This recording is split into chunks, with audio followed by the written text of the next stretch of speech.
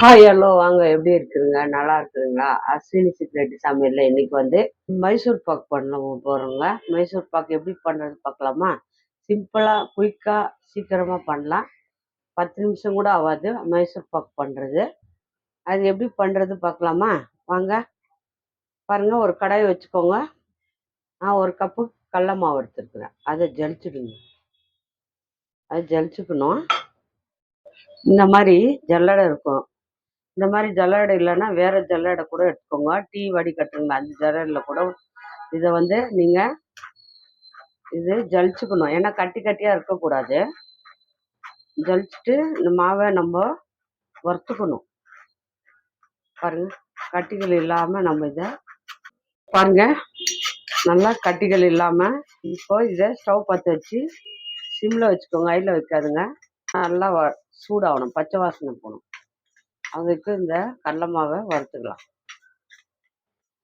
எல்லாம் ஒரே அளவாக எடுத்துக்கோங்க. அப்போ தான் நல்லா கரெக்டாக வரும் பதம் மைசூர் பாக்கு.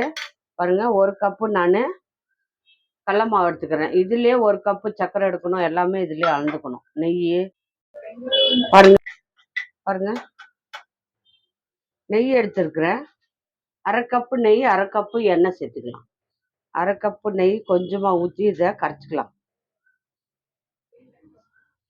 கடல மாவை நல்லா கரைச்சிக்கணும். சிம்மில் வச்சுட்டு பாருங்க, நெய்யும் உருகிடும், கடல மாவும் கரைஞ்சி கட்டிகள் இல்லாமல் நம்ம இதை கொஞ்சம் கொஞ்சமாக ஊற்றி கரைச்சிக்கோங்க.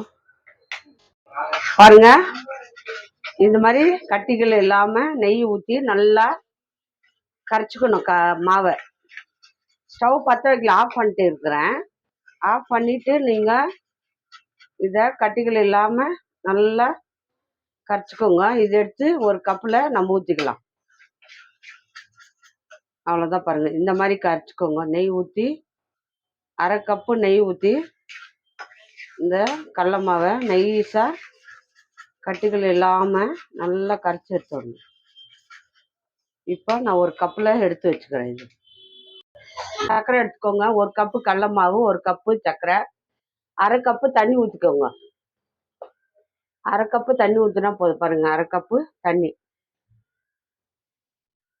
ஊற்றிட்டு நல்லா பாருங்கள், சர்க்கரை பாவு பண்ணின்னுக்குறோம். அதில் அரை கப்பு நெய் எடுத்தோம். அரை கப்பு எண்ணெயை நம்ம சூடு பண்ணிக்கணும். இந்த மாதிரி ஒரு கப்பு ஏதோ கடாயோ சின்னதாக ஒன்று எடுத்துக்கோங்க. அதில் ஊற்றி சூடு பண்ணிக்கோங்க எண்ணெயை. பாருங்கள், பக்கத்தில் எண்ணெய் சூடாகுது. அதுக்குள்ளே இந்த பாவு ரெடி ஆகிடும். நல்லா பொங்கி வருது பாருங்கள். சர்க்கரை கரைஞ்சிடுச்சு. ஒரு கம்பி பதம் பார்க்கலாம். கம்பி பதம் இந்த மாதிரி வரும். கம்பி பதம் வந்துடுச்சு பாருங்க. இப்படி ஒட்டினா இப்படி ஒட்டி இப்படி வரும் பாருங்க. கம்பி பதம் கரெக்டாக வந்துடுச்சு. இப்போ நம்ம கடல மாவு வச்சுருக்கு இல்லையா, அதை கொஞ்சம் கொஞ்சமாக ஊற்றி கடல மாவை கொஞ்சம் கொஞ்சமாக ஊற்றி கட்டிகள் இல்லாமல் நம்ம இதை கரைச்சிக்கலாம்.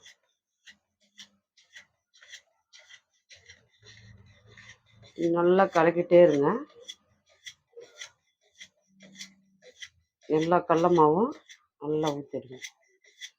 நம்ம நெய்யில் கரைச்சி வச்சோம் இல்லையா, அந்த கடல மாவை நல்லா கொஞ்சமாக மெலிசாக ஊற்றி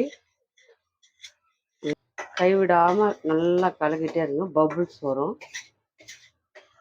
கட்டிகள் இல்லாமல் கலக்கிட்டே இருங்க. அந்த எண்ணெய் பக்கத்தில் சூடாகும். கொஞ்சம் கொஞ்சமாக இந்த கட்டிகள் இல்லாத நல்லா கலக்கிட்டு கடல மாவு, ஒரு கப்பு கடல மாவு, ஒரு கப்பு சர்க்கரை, அரை கப்பு நெய், அரை கப்பு வாசனை இல்லாத எண்ணெய். அவ்வளோதாங்க, மைசூர் பாக்கு ரெடி ஆகிடும். நீங்கள் கடையில் வாங்குறது பசங்களுக்கு சிம்பிளாக வீட்டிலே செஞ்சு கொடுத்தீங்கன்னா விரும்பி சாப்பிடுவாங்க பசங்க. பாருங்க, கைவிடாமல் நல்லா கிண்டிகிட்டே இருங்க. இது அப்படியே நல்லா பபுள்ஸ் வரும். நல்லா பபுள்ஸ் இந்த கடல மாவெல்லாம் வெந்து வந்துடும். கைவிடாமல் நல்லா கலக்கிட்டே இருங்க.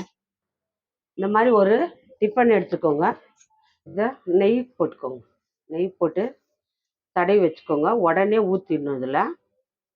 அதுக்காகவே இதை போட்டு வச்சுக்கோங்க ரெடியாக எதில் ஊற்றுறீங்களோ அந்த பாத்திரத்தை நீங்கள் ஊற்றி வச்சுக்கோங்க. இப்போது ஆயில் சூடாயிடுச்சு. கொஞ்சம் கொஞ்சமாக ஊற்றுங்க. பபுள் வரும். கொஞ்சம் கொஞ்சமாக ஊற்றி கலக்கிட்டே இருக்கணும்.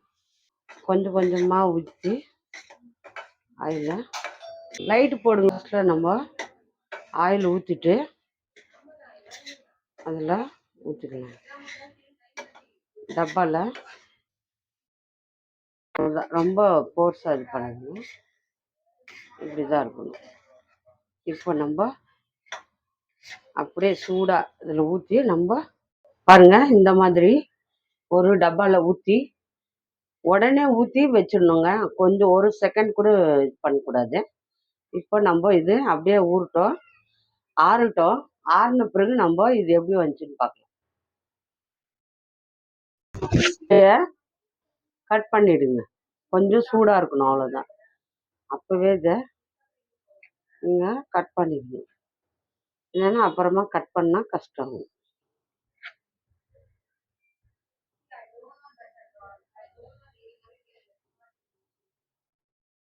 கொஞ்ச நேரம் நல்லா ஆறட்டும். இன்னும் ஆறல. ஆறின பின்னாடி நம்ம பாருங்கள், அதை கட் பண்ணிக்கலாம். பாருங்கள் சூடு ஆறிடுச்சு. நம்ம கவுத்துட்டு கட் பண்ணிக்கலாம். பாருங்கள் வந்துடுச்சு. இப்போ நம்ம இதை திருப்பி போட்டுக்கலாம். திருப்பி போட்டுட்டு இப்படி கட் பண்ணுங்க.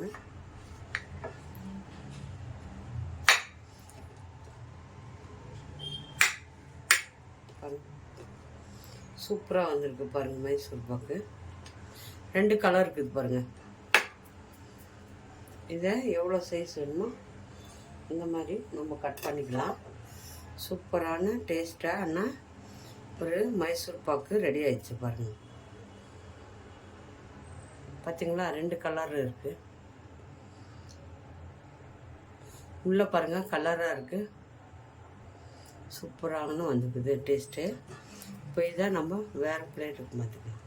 2 கலர் வந்துக்குது மைசூர் பாக்கு. பாருங்கள் சூப்பராக வந்துக்குது பாருங்கள். நல்லா இருக்கு மைசூர் பாக்கு. இந்த மாதிரி மைசூர் பாக்கு யார் யாருக்கு பிடிக்குமோ ஈஸியாக 10 நிமிஷம் கெஸ்ட் வந்தாலும் செஞ்சு கொடுக்கலாம். ரொம்ப நல்லா இருக்கு மைசூர் பாக்கு. இந்த மாதிரி யார் யாருக்கு மைசூர் பாக்கு பண்ணணும் ஆசை இருக்கோ, சாப்பிட்ணும் வீட்டில் நினச்சிங்கன்னா ஒரே 10 நிமிஷத்தில் நீங்கள் இதை பண்ணிடலாம். நீங்கள் கடல மாவு நெய்யெல்லாம் வச்சு கொஞ்சம் நேரத்தில் ஆகிடும். கடையில் வாங்கி சாப்பிட்றதுக்கு பதில் வீட்டிலே செஞ்சு சாப்பிடுங்க. ரொம்ப நல்லது உடம்புக்கு. பாருங்கள், இந்த மைசூர் பாக்கு யார் யாருக்கு பிடிக்குமோ அவங்க லைக் பண்ணுங்கள், ஷேர் பண்ணுங்கள், கமெண்ட் பண்ணுங்கள். மறக்காத அஸ்வினி சீக்ரெட்டை சர்ப்ரைஸ் பண்ணுங்கள். நம்ம இன்னொரு டிஷ்ஷில் பார்ப்போம்.